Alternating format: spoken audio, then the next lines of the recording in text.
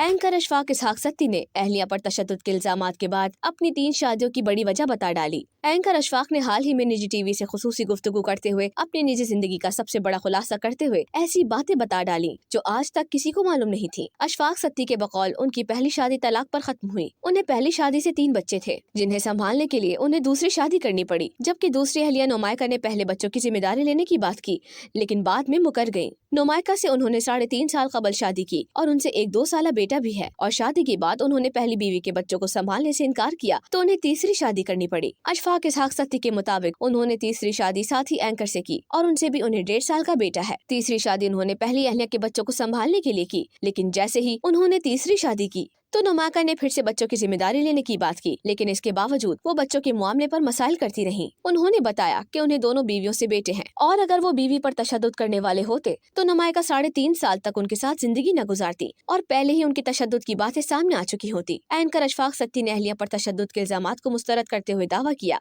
कि उनकी अहलिया नुमायका की जहनी हालत अच्छी नहीं है, वो पहले भी खुद को नुकसान पहुँचा चुकी है। साथ ही साथ उन्होंने ये भी शिकवा किया कि न्यूज एंकर राबिया अनम और समाजी रहनुमा जिब्रान नासिर बराह रास्त उनके मामले पर शामिल है, जिसकी वजह से पुलिस उनकी शिकायत पर मुकदमा भी दायर नहीं कर रही। वाज़ेह है कि अशफाक सत्ती ने मजीद कहा कि राबिया अनम और जिब्रान नासिर को समझना चाहिए कि हर तस्वीर के 2 रुख होते हैं। अहलिया और उनके तनाज़े का मामला खानदानी था जिसे बढ़ा चढ़ा कर कुछ और करके पेश किया गया।